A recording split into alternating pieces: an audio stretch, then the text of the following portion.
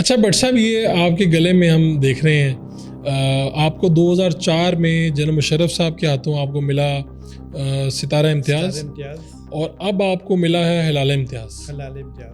تو پاکستان کے بڑے سے بڑا سول ایوارڈ آپ کے پاس آ گیا۔ بالکل۔ تو آپ کو کیا سوچتے ہیں کہ آپ کو کیسے یاد رکھا جائے گا، دنیا آپ کو کیسے یاد رکھے گی محمود بھٹی؟ پہلے تو محمود بھٹی صاحب خود یقین نہیں کرتے مجھے یہ چیزیں ملی ہیں، ٹھیک ہے۔ جو آدمی ایک بستامی روڈ پہ رہتا ہو، 5 مرلے میں رہتا ہو، ماں صفائیاں کرتی ہوں، آپ پیکٹ رہتے ہوں، اسپینٹ کی چپل پہنی ہو، 50 ٹیمپریچر ہو، کچھ بھی نہیں ہے، وہ محلے میں ایسے بندے بیٹھ جاتا ہے۔ مجھے یاد ہے عید کا دن تھا جی، اور میں مسجد کے باہر ایسے زمین پہ بیٹھا ہوا تھا، میں ایسے لوگوں کو دے رہا تھا عید والے دن نئے کپڑے پہنے ہوئے۔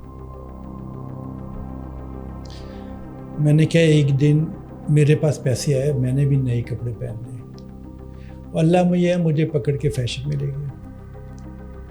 اب جب فرسٹ ٹائم مجھے ستارہ امتیاز ملا ہے، مجھے نہیں پتا تھا یہ کیا ہے ستارہ امتیاز۔ اچھا، مجھے بالکل نہیں پتا تھا۔ ذرا بڑا ایک انٹرسٹنگ واقعہ بھی ہوا جب آپ بھی ہوا۔ کیا واقعہ تھا؟ جب میں پریزیڈنٹ ہاؤس گیا تو میں چھتیں دیکھ رہا ہوں، مجھے یقین نہیں آ رہا تھا میں یہاں پہ بیٹھا ہوں۔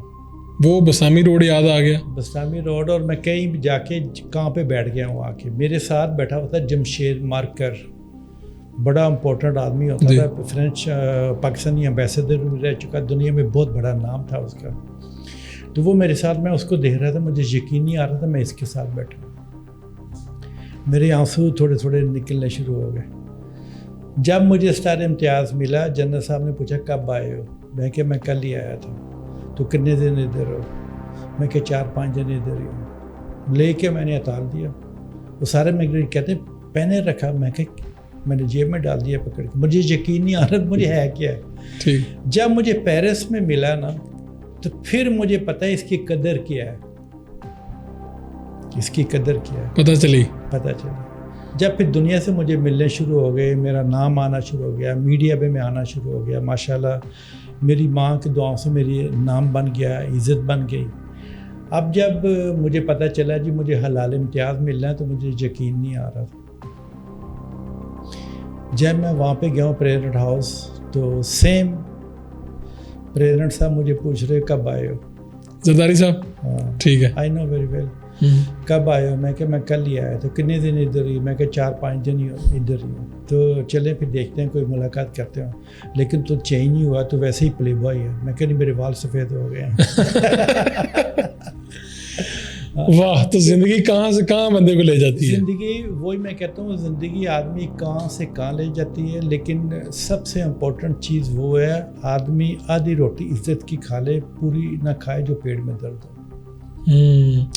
تو آپ کیا سمجھتے ہیں کہ آپ نے کہا کہ وہ سفر ہے، وہ بسامی روڈ کی گلیاں ہیں، اور اس کے بعد پھر اقتدار میں بھی لوگوں نے بھی آپ کو عزت دی، فرینچ میڈیا بھی کور کر رہا ہے، پاکستانی میڈیا بھی کور کر رہا ہے، تو کیا ہے کامیابی آپ کے نزدیک، کیا ہے اور اس کا راز کیا ہے؟ اس کا راز یہ ہے، میری ماں کی بڑی دعائیں ہوں گی میرے پاس۔ میں صبح ابھی بھی ہے نا، اللہ نے سب کچھ مجھے دیا ہوا، کوئی کمی نہیں ہے، میں سوچ نہیں سکتا، ٹھیک ہے نا۔ میرے پاس وہ چیزیں آ گئی ہیں، میں کبھی سوچا ہی نہیں تھا اس کے بارے میں۔ میں صبح ابھی بھی جاتا ہوں 6 بجے اٹھ کے، 6 بجے آفس چلے جاتا ہوں، رات کے 8-9 بج جاتے ہیں۔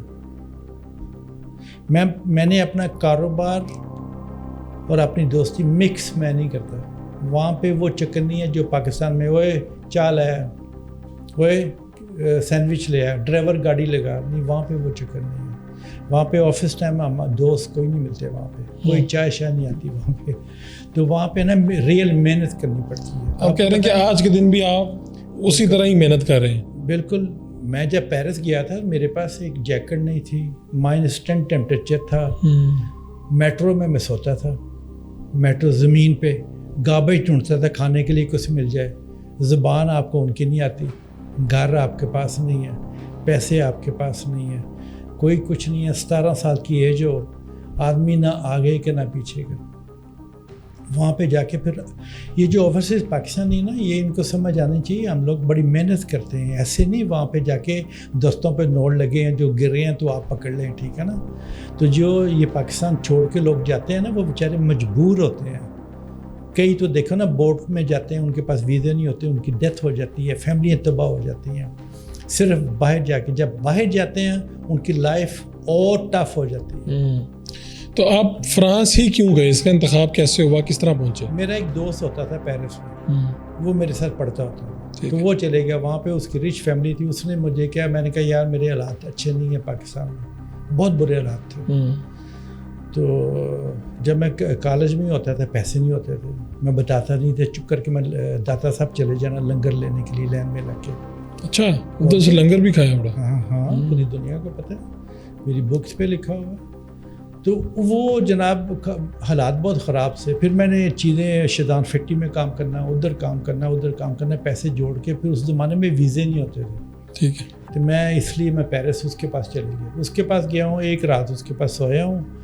وہ مجھے نکال دیا کیونکہ ہاسٹل میں 2 آدمی نہیں رہ سکتے. پھر وہ ٹچی کے سر پہ اور ہماری لائف شروع ہو گئی. اور فرانس اور پیرس کی گلیاں. پیرس کی گلی.